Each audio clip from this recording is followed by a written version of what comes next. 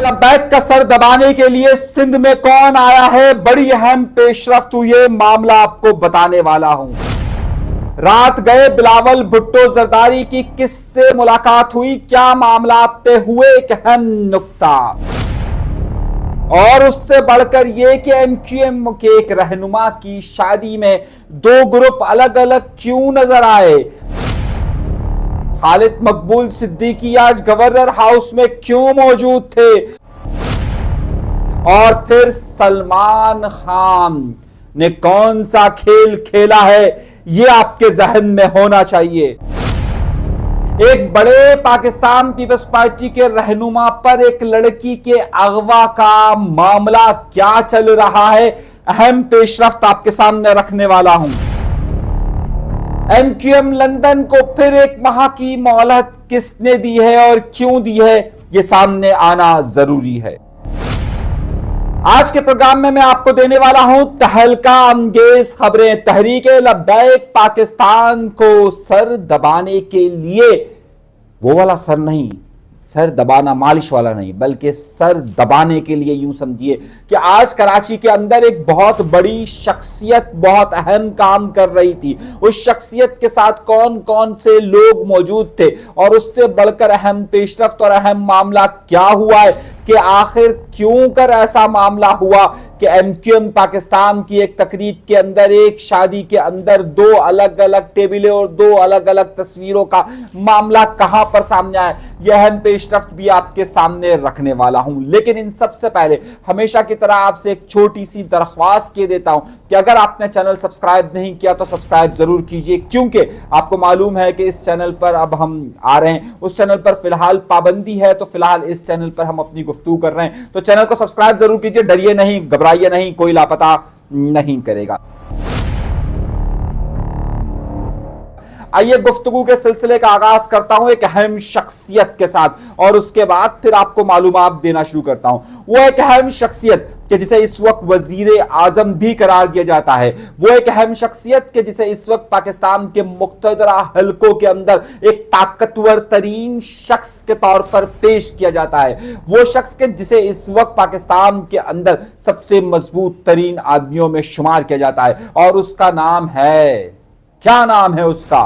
उसका नाम है मोहसिन नकवी। वो मोहसिन नकवी के जो कि इस वक्त वजीर दाखिला के ओहदे पर हैं, लेकिन उसे खास अहमियत इस वजह से ज्यादा हासिल है कि इस वक्त पाकिस्तान के फील्ड मार्शल के बहुत ज्यादा करीबी तस्वुर किए जाते हैं, और उसके साथ साथ ये सूबा पंजाब के वजीर आला रहे, इस वक्त वजीर दाखिला के अहम ओहदे पर है, और उनकी मौजूदगी को हमेशा ये तस्वुर किया जाता है कि ये मुख्तदरा हलकों के दरमियान एक ब्रिज का काम अदा करते हैं।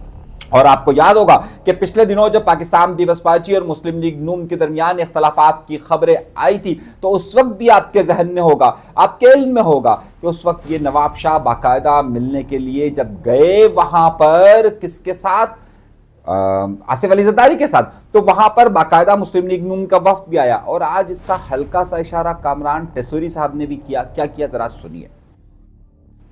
मैं बात यह नहीं कर रहा, असल मकसद और असल मिशन की तरफ आता हूं। रात गए इनकी मुलाकात होती है जुल्फिकार अली भुट्टो के नवाज से और इस वक्त पाकिस्तान पीपल्स पार्टी के चेयरमैन बिलावल भुट्टो जरदारी के साथ। यह मुलाकात रात को अकेले में होती है, यानी कि 1-to-1 मुलाकात होती है, जिसके फुटेजेस दिए जाते हैं। वो अहम पैगामात, वो अहम मालूमात का ट्रांसफर में होता है, और यकीनी तौर पर इस हवाले से वफाक की सोच और खास तौर पर मुख्तदरा हल्के और पाकिस्तान और पीपल्स पार्टी के दरमियान अगर कोई बड़ा ब्रिज है तो मोहसिन नकवी है। एक तरफ बिलावल भुट्टो बैठे हुए थे जो कि आसिफ अली जरदारी के बेटे हैं, और दूसरी तरफ भी मोहसिन नकवी भी आसिफ अली जरदारी के बेटे ही तस्वुर होते हैं, क्योंकि खुद आसिफ जरदारी ने कहा था कि ये मेरा बेटा है। तो दोनों भाइयों के दरमियान खास तौर पर इस हवाले से गुफ्तगू हुई है। अब मामला क्या था, ये यहां पर आए क्यों हैं और क्या वजह थी? एक सबसे बड़ी वजह इनकी ये थी कि ये पाकिस्तान पीपल्स पार्टी के सरबराह यानी कि बिलावल भुट्टो जरदारी से मिलना चाहते थे, और दूसरा अहम मामला यह था कि इस वक्त अगर आपको मालूम होगा कि तहरीके लब्बैक पाकिस्तान की पंजाब के बाद अगर कहीं पर सबसे ज्यादा सपोर्ट मौजूद है तो वह है कराची। कराची में इनका एमपीए भी मुंतखब हो चुका है, कराची में इनके काउंसलर्स भी मौजूद है और कराची में स्ट्रीट पावर से लेकर वोट बैंक के हवाले के साथ साथ खास तौर पर बहुत बड़े बड़े सरमायादार भी तहरीक लब्बैक पाकिस्तान के साथ मौजूद हैं। खास तौर पर मुफ्ती मुनीबुर रहमान साहब, जिसे इस वक्त सुन्नी अहले सुन्नत वल जमात यानी बरेलवी मसलक का मुफ्ती आजम भी कहा जाता है, मोहसिन नकवी को खुसूसी टास्क के साथ भेजा गया था और खास तौर पर वो जमातें, क्योंकि इस वक्त तहरीक लब्बैक पाकिस्तान के खिलाफ जो ऑपरेशन का सिलसिला जारी है उसमें एक तासुर ये बहुत ज्यादा गहराई के साथ जाता जा रहा है कि क्या तहरीक लब्बैक पाकिस्तान के खिलाफ ऑपरेशन हो रहा है या अहले सुन्नत वल जमात के खिलाफ हो रहा है। क्योंकि उस वक्त ये बात हुई थी कि बहुत सारे मदरसे बंद करने की बात की गई थी और ज़ाहिर है वो मदरसे तहरीक लब्बैक पाकिस्तानी अहले सुन्नत वल जमात यानी बरेलवी मसलक के चल रहे थे। अब इस मामले में मोहसिन नकवी साहब ने अहम किरदार अदा करने का फैसला किया और इस हवाले से आज इनकी दो बड़ी मुलाकातें हुई। जो दो बड़ी मुलाकातें हुई उसमें पहली मुलाकात इनकी होती है मुफ्ती मुनीबुर रहमान साहब से। कराची शहर के अंदर अहले सुन्नत वल जमात के हवाले से तीन बड़े नाम लिया जाते हैं, एक मुफ्ती मुनीबुर रहमान साहब और उनसे जो बड़ा नाम लिया जाता है वो दावत इस्लामी का लिया जाता है और उसके बाद तीसरे नंबर पर सुन्नी तहरीक के आती है कि जो कि एक सियासी जमात है। इन्होंने मुफ्ती मुनीबुर रहमान साहब से मुलाकात की और उन्हें इस बात की यकीन दहानी करवाई गई कि जनाब वाला मुफ्ती मुनीबुर रहमान साहब यहाँ पर मदरसों के खिलाफ ऑपरेशन नहीं होगा। और जो दूसरा नुक्ता उनके सामने रखा गया वो रखा गया तहरीक लब्बैक पाकिस्तान की क़यादत के हवाले से और मुफ्ती मुनीबुर रहमान साहब ने भी अपने बहुत सारे मामलात सामने रखे हैं। उसके बाद ये मोहसिन अच्छा एक बात तो मैं बताना आपको भूल ही गया, जो मुफ्ती मुनीबुर रहमान साहब से मिलने के लिए वक्त गया उसमें सिंध के वजीर भी गए। शर्जील इनाम नेमन साहब मोहसिन नकवी के बड़े करीबी दोस्त तस्वुर किए जाते हैं और वो दोनों दोस्तों का बड़ा आपस में मेल मिलाप है और ख़ास तौर पर नासिर हुसैन शाह साहब भी उनके ख़ास दोस्तों में शुमार होते हैं। तो पाकिस्तान भी बस अच्छा मैं ये लफ्ज़ किस लिए इस्तेमाल कर रहा हूँ, इसकी तीन वजह। पहली वजह मैं आपको बताता हूँ, दो वजूहात में आगे चलकर आपको बहुत अहम खबर के साथ बताऊंगा। पहली वजह इसकी यह है कि ज़ाहिर है आसिफ अली साहब के बड़े करीबी तस्वुर किए जाते हैं और इनकी दोस्ती भी इन दोनों के साथ है। तो मुफ्ती मुनीबुर रहमान साहब से जो मुलाकात हुई उसमें भी ये सारा वफ्द बनकर गया। उसके बाद ये वहां से निकलकर सुन्नी तहरीक के मरकज यानी कि सरवत एजाज कादरी के यहां पर जाते हैं और वहां पर बिलाल कादरी यानी कि दोनों बिलाल कादरी मौजूद होते हैं, सलीम कादरी के बेटे भी और अब्बास कादरी के बेटे बिलाल भी, ये दोनों वहां पर मौजूद होते हैं। जब ये वहां पर मौजूद होते हैं, जरा मैं बड़ी अहम बात दे रहा हूं, वहां पर भी उनको एतमाद में लेने की कोशिश की गई। याद होगा कि मुफ्ती मुनीबुर रहमान साहब भी तहरीक लब्बैक के खिलाफ ऑपरेशन की मुखालफत कर चुके हैं और सुन्नी तहरीक ने भी उस वक्त तहरीक लब्बैक के खिलाफ जिस तरीके से कार्रवाई हुई थी उसकी मजम्मत की थी। तो इनको एतमाद में लेने के लिए मोहसिन नकवी साहब खुसूसी टास्क के जरिए यहां पर पहुंचे, मगर उसके बाद अगला मरहला शुरू होता है और अगला मरहला उससे ज्यादा इंपॉर्टेंस का रखता है और ज्यादा अहमियत रखता है। मोहसिन नकवी साहब उसके बाद वक्त तय हुआ था 5 बजे का और 5 बजे मोहसिन नकवी साहब को गवर्नर हाउस जाना था। अब आ रहा हूं मैं भाईजान की खबर के हवाले से और बहुत ही इंपॉर्टेंट खबर आगे चलकर मैं आपको देने वाला हूं। इस मुलाकात के लिए पहले ही ये बात तय थी गुज़िश्ता रोज से कि ये मोहसिन नकवी साहब कराची तशरीफ ला रहे हैं। इस हवाले से कामरान टेसूरी साहब ने एमक्यूएम की क़यादत को कॉल किया और उसमें खास तौर पर खालिद मकबूल सिद्दीकी साहब को और फारूक सत्तार साहब से ये बात कही गई कि वो मोहसिन नकवी साहब आ रहे हैं तो ज़ाहिर है उनको बहुत सारी बातें कराची के हवाले से और हमारी कुछ गुजारिशात आला क़यादत का मतलब आप समझ रहे हैं, बहुत आला क़यादत तक, आप समझ गए ना मैं किस आला क़यादत की बात कर रहा हूं, वहां तक ये बात पहुंचाई जाए। अब मामला ये हुआ कि इस हवाले से डॉक्टर फारूक सत्तार साहब और खालिद मकबूल सिद्दीकी साहब वक्त मुकर्ररा से पहले वहां पर पहुंच गए और जब खालिद मकबूल सिद्दीकी साहब वहां पहुंचे तो ज़ाहिर है उनसे काफ़ी गुफ्तगू हुई कामरान टेसूरी साहब की। इसको अगले प्रोग्राम में बताऊंगा क्योंकि बहुत सारी मालूमात है। अच्छा आपको याद होगा कि पिछली बार में गुज़िश्ता दिनों में जो वफ्द आए थे उनमें एमक्यूएम इन्होंने खालिद मकबूल सिद्दीकी साहब, फारूक सत्तार साहब के साथ साथ एक और नाम भी मौजूद होता था। जब इब्तदा में एक हुई थी ना तो उस वक्त मुस्तफ़ा कमाल साहब भी मौजूद होते थे और बाकायदा आपको याद है कि खाना काबा के इमाम आए थे तो एक मैं मुस्तफ़ा कमाल साहब ने पकड़ी हुई थी और एक कामरान टेसूरी साहब ने उनकी चेयर को पकड़ा हुआ था, याद है आपको? तो उस ज़माने में तो बहुत मोहब्बत थी। तो फिर ये होता रहता है और अभी पिछले 20 दिन पहले तक जो अनीस कायम खानी साहब है वो तमाम के तमाम इवेंट्स में मौजूद होते थे। अनीस कायम खानी साहब कराची के अंदर ही मौजूद है, तो सवाल ये बनता है कि उनको इसके लिए कॉल की गई क्योंकि पहले ये होती रही है और ये पहले मामलात होते रहे। तो क्या अनीस कायम खानी साहब आए, नहीं आए, क्यों नहीं आए, ये सब मैं आपको बताऊंगा, लेकिन आए नहीं वो। राब्ते क्या हुए क्या नहीं हुए ये मैं बाद में, क्योंकि इस वक्त मेरा मौजू नहीं है। खबर आपको बड़ी दे रहा हूं मैं, तो जरा सोचिए और समझिएगा। उसके बाद हुआ यह कि मोहसिन नकवी साहब कोई करीबन 5:30 बजे के बाद वहां पर पहुंचते हैं। लेकिन इसमें दो बड़ी बातें होती है। सबसे पहली बात, वो जो अब मैं जो आपको कह रहा था कि पाकिस्तान पीपल्स पार्टी की 3 बातें जहन में रखिएगा, तो ये दूसरी बात आपको बता रहा हूं। इस मुलाकात के अंदर खास तौर पर ना ही यहां पर शर्जील इनाम नेमन नजर आए, ना ही यहां पर नासिर हुसैन शाह नजर आए। यानी कि यहां तक का सफर उनके साथ रखा गया और उसके बाद एनक्यूएम के वफ्द के साथ उनका जिक्र नहीं रखा गया। मोहसिन नकवी अलहदा में मिलना चाहते थे इनसे, या फिर पाकिस्तान पीपल्स पार्टी नहीं आई, या फिर कामरान टेसूरी साहब या एनक्यूएम ने कहा कि जनाब आप अकेले आइएगा। ये 3 सवाल आते हैं और इन 3 सवालात बहुत ज्यादा इंपॉर्टेंट है। बहरहाल यहां पर ये वफ्द नहीं आता है। अब कहानी में टर्न पर टर्न है। उसके बाद मोहसिन नकवी साहब वहां पर एक दरख्त लगाते हैं, इनकी मुलाकात होती है। और अब इस मुलाकात में खास तौर पर एनक्यूएम का वफ्द, जिसमें कामरान टेसूरी साहब, खालिद मकबूल सिद्दीकी साहब, फारूक सत्तार साहब, ये तीनों मौजूद होते हैं। ये तीनों खास तौर पर कुछ पैगामात ऊपर पहुंचाने की बात करते हैं और मोहसिन नकवी साहब से इस बात का जिक्र करते हैं कि जनाब कराची के मसाइल पर और उनके प्रोजेक्ट्स पर बात की जाए। जिस तरह PIDCL का इशू चल रहा है और जो दीगर बड़े इशूज चल रहे हैं उस पर एतमाद में लेने की बात की गई। और ख़ास तौर पर उस वक्त इसका जिक्र कामरान खान टेसूरी साहब ने भी अपनी गुफ्तगू के अंदर किया है। ज़रा सुनिए, इसकी और तफसीलात भी है, लेकिन क्योंकि ये मुलाकात जब मैं रिकॉर्ड कर रहा हूँ उससे अभी कुछ देर पहले हुई है, तो इसलिए ये ज़रा सी ये गुफ्तगू को आप सुनिएगा। अच्छा खैर,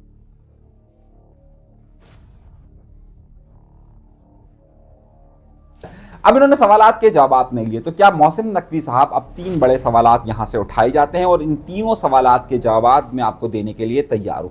पहली बात, क्या मोहसिन नकवी साहब यहां पर मौजूद जो अहले सुन्नत और जमात के बड़े नाम और बड़ी जमातें उन्हें एतमाद में लेने में कामयाब हो गए या नहीं हुए हैं? अब सबसे पहली बात, इस हवाले से मुफ्ती मुनीबुर रहमान साहब का अपना एक मौक़िफ़ है। मुफ्ती मुनीबुर रहमान साहब यहाँ पर ब्रिज का काम कर सकते हैं। सुन्नी तहरीक इस वक्त अपने तौर पर ये समझिए कि मोहसिन नकवी साहब के साथ ही जाएगी, वो TLP वाले मामले के साथ नहीं जाएगी। आज आपको याद होगा कि जो तहरीक इंसाफ के साथ मामला हुआ था, जो आपको एनक्यूएम के साथ एक ज़रा मामला हुआ था कि लोग आकर प्रेस कॉन्फ्रेंस कर कहते थे हमारा तो अल्ताफ़ हुसैन से ताल्लुक़ नहीं है, हमारा तो जो है वो एनक्यूएम इमरान खान से ताल्लुक नहीं है।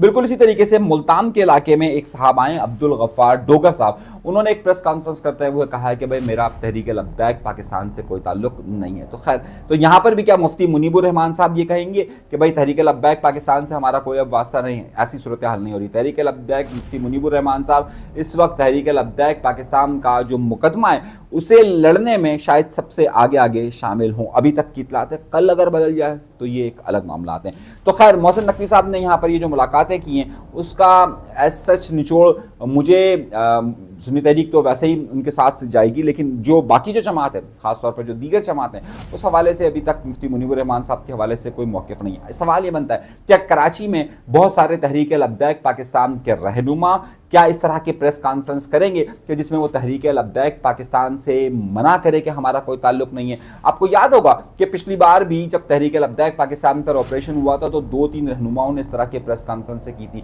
तो अभी उनके नात में से तो अभी फिलहाल इस तरह का कोई चेहरा सामने नजर नहीं आ रहा है। अगली खबर और अहम खबर जनाबे वाला, बड़ी खबर है मेरे पास और बहुत सारी खबर है। एनक्यूएम लंदन की भी खबर आपको देनी है मुझे, एनक्यूएम पाकिस्तान की खबर भी देनी है मुझे और दीगर खबरें भी देनी है। अच्छा, एक और अहम मामला हुआ है कि गुज़िश्ता रात को एनक्यूएम पाकिस्तान के एक रहनुमा के घर शादी थी और जब शादी थी तो वहां पर यह देखा गया कि जो एनक्यूएम पाकिस्तान के लोग हैं वो अलहदा जगह पर बैठे और जो PSP के रहनुमा है वो सारे अलहदा जगह पर बैठे। और जब फोटो सेशन का वक्त भी आया तो मैं आपको ये तस्वीर दिखा रहा हूं, इसमें आपको कुल्ली तौर पर एनक्यूएम पाकिस्तान नजर आ रही होगी, PSP नजर नहीं आ रही होगी। उसके बाद PSP वाला है और उन्होंने अपनी फुटेजेस को बनाना शुरू किया, तो जो फुटेजेस हैं वो अलहदा बनी है। तो इससे आपको नजर आ रहा होगा कि ये फर्क कहां पर और किस हद तक मौजूद है। अगली खबर जो मैं दे रहा हूं और वो उससे भी ज्यादा अहम है, आज वजीर आला सिंध साहब पहुंचे। कल रात को मैंने आपसे कहा था कि एनक्यूएम के एक MPA के वालिद का इंतकाल हुआ है, अफजाल अनवर साहब का इंतकाल हुआ था और उनके यहाँ पर पहुंचे थे आज वजीर आला सिंध। अच्छा, वजीर आला सिंध साहब जब पहुंचे हैं तो वहां पर आपने देखा होगा कि वहां पर सईद गनी साहब, मुर्तज़ा वहाब साहब, फरहान गनी साहब, ये तमाम के तमाम लोग पहुंचे और दूसरी तरफ से अली खुर्शीदी जो कि इस वक्त पार्लिमानी लीडर हैं, सॉरी कायदे हिज़्ब इख्तिलाफ हैं सिंध असम्बली के अंदर, वो थे। लेकिन खबर मैं आपको दे रहा हूँ ना, जरा सुनिएगा। लेकिन उसके साथ साथ वहां पर शब्बीर कायम खानी साहब मौजूद थे। शब्बीर कायम खानी साहब मौजूद थे। आपको याद होगा कि शब्बीर कायम खानी साहब जब एमक्यूएम की स्प्लिट हुआ था और जब पीएसपी बनी थी तो वो पहले एमक्यूएम में थे, फिर पीएसपी में गए और पीएसपी के वो वाइस चेयरमैन तक रहे। लेकिन यहाँ पर उनकी मौजूदगी और जो है वो बड़े मायने रखती थी और अब ऐसा लगता है कि अहम अहम जगहों पर शब्बीर अहमद कायम खानी साहब वहाँ पर नजर आ रहे हैं। तो इसका मतलब यह है कि उन्होंने अब अपना झुकाव जो है वो एमक्यूएम की तरफ कर दिया है और जो पीएसपी के फैक्टर है उसकी तरफ वो नहीं जा रहे। इसी वजह से आपने देखा होगा कि शब्बीर कायम खानी के खिलाफ किसी मखसूस ग्रुप की तरफ से जो है वो आजकल उनकी बहुत सारी चीज़ें सामने आना शुरू हुई। अच्छा, जब तक लोग हमारे साथ होते हैं तब तक तो अच्छे होते हैं, जब हमारे साथ से हट जाते हैं तो ज़ाहिर है वो लोग बुरे हो जाते हैं। हर जगह यही मामला चलता है। जो लोग पहले एमक्यूएम में थे और अब पीएसपी का फैक्टर है तो वो पीएसपी उसको वो एमक्यूएम की तरफ से या दीगर लोगों की तरफ से उनके बारे में बताया जाता है, एक यहाँ से बताया जा रहा है। तो ये जो जंग है ये जारी है। मैं आपको सिर्फ इशारा देना चाह रहा हूँ ता वक्त है कि अभी तक इसके दरमियान कोई सालसी का बड़ा किरदार सामने नहीं आ रहा है। अगली खबर और बहुत अहम खबरें मेरे पास बहुत सारी हैं और मैं बहुत कम वक्त के दौरान कोशिश कर रहा हूं कि आपको बहुत सारी खबरें, बहुत सारी मालूमात और बहुत सारी चीज़ें मैं दे सकूं। अच्छा, अब आइए बड़ी अहम खबर की तरफ। और बड़ा अहम खबर यह है कि लंदन को 1 महीना मिल गया, लेकिन उस महीने से पहले आज इस वक्त सोशल मीडिया के अंदर जो सबसे बड़ी चीज़ वायरल वो है सलमान खान और वो पाकिस्तान के हवाले से। सलमान खान भाईजान, भाई, बड़े भाई, यानी कि ये भी एक भाई टाइप स्टाइल है ना। सलमान खान भी जो है वो बड़े मशहूर किरदार हैं और सलमान खान साहब जहां अपने बयानात की वजह से मशहूर है वो हर जगह ही मशहूर रहते हैं। सलमान खान साहब आजकल सऊदी अरब के अंदर है और सऊदी अरब के अंदर यूँ तो पाकिस्तान के साथ मुआहदा हुआ है, लेकिन सऊदी अरब के अंदर इस वक्त न सिर्फ सलमान खान, आमिर खान और शाहरुख खान भी मौजूद है। आप कहेंगे मैं कहाँ सियासत की गुफ्तगू करते हुए सलमान खान, आमिर खान पर पहुँच गया हूँ।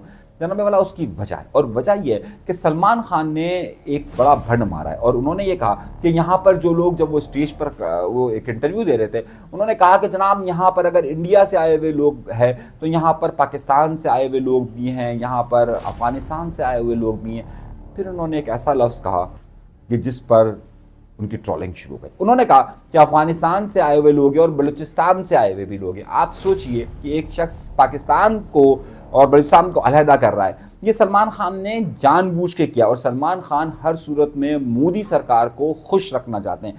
होगा हीरो अपनी जगह पर, वो तो वहाँ का हीरो है ना, क्या कहते हैं, फिल्मी हीरो है। और आपको पता है हम तो ज़मीन के हीरो हैं, है ना। हम थोड़ी डरते हैं किसी से। वो वहाँ फिल्मों में सिर्फ एक्शन में नहीं डरता, वैसे उसकी क्या कहते हैं वो लफ्ज़ इस्तेमाल नहीं करना चाहिए। ये हमारा ये उज़ैर इस्तेमाल करता है। उज़ैर जो है ना वो कहता है भाई कर रहा होता है सही। अब क्या उज़ैर कह रहा होता है वो एक अलग मसला है। उज़ैर को याद रखिएगा, उज़ैर बड़ा मशहूर किरदार है एक ज़माने का।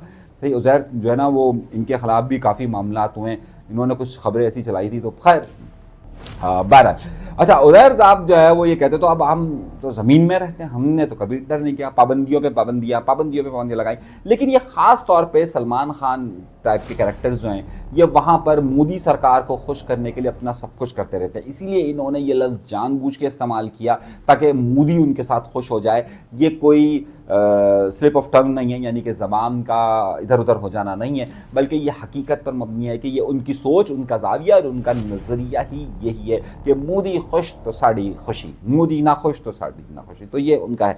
अगली खबर पर आइए। और एक अहम खबर रह गई थी और वो था एमक्यूएम के 2 रहनुमाओं का लापता होने का केस। एमक्यूएम के 2 रहनुमा 16 सितंबर को, यानी कि अल्ताफ़ हुसैन साहब की जिस दिन सालगिरह थी उससे एक दिन पहले लापता हुए थे, जिसमें 2 बड़े नाम शामिल थे। एक में जो है वो निसार पंवर साहब और दूसरा अनवर तरीन साहब शामिल थे। इनका ताहाल मालूम नहीं हो सका है, तो इनके हवाले से हाई कोर्ट के अंदर एक केस चला था जिसने बाद में आज की तारीख दी थी। और जब ये समाअत हुई तो उन्हें फिर 18 नवंबर की तारीख दे दी गई है मुख्तलिफ लोगों को नोटिस देने के हवाले से और FIR के इंदराज के हवाले से। अब उनकी FIR की इंदराज का ज़रूर कह दिया गया, ताहल उनका मालूम नहीं हो सका है कि वो कहाँ हैं। पिछले दिनों ये भी बाज़गश्त सामने आई कि निसार पंवर साहब यूँ तो लापता है, लेकिन उनके घर पर कोई छापा पाया या पुलिस की कोई रेड की भी इतलात आ रही थी। मगर ये सारी सूरत हाल इस वक्त सामने है। तो एमक्यूएम लंदन को एक बार फिर 1 महीने का वक्त मिल गया, तारीख पर तारीख, तारीख पर तारीख उन पर मिल गई। तो खैर ये सारे मामलात की सियासत तो का सारा सिलसिला होता रहता है, कभी अच्छा कभी अप कभी डाउन, कभी अप कभी डाउन, ये सारी खबरें इसका सिलसिला चलता रहता है। तो मज़ीद इसमें जो भी खबरें होंगी हम आपको देते रहेंगे, सारी मालूमात हम आपको देते रहेंगे। अच्छा, एक बड़ी अहम पेशरफ्त ये हुई है कि कल हमने एक टारगेट किलिंग के स्टार्ट होने की बात कही थी। आज इस हवाले से एक नई पेशरफ्त हुई है कि पुलिस के ज़राए कह रहे हैं कि उन्हें जो इशारे मिल रहे हैं वो ये मिल रहे हैं कि टारगेट किलिंग का जो सिलसिला है, ये जो लोग हैं इनके बारे में वहाँ तक पहुँच चुकी है और ये किसी पड़ोसी मुल्क से ट्रेन होकर आए। अब कौन से पड़ोसी मुल्क से ट्रेन होकर आए ये आपको फिर बताऊँगा अभी, क्योंकि वक्त बहुत ज़्यादा हो चुका है, वक्त का में मुकाबला बहुत ज़्यादा सख्त है।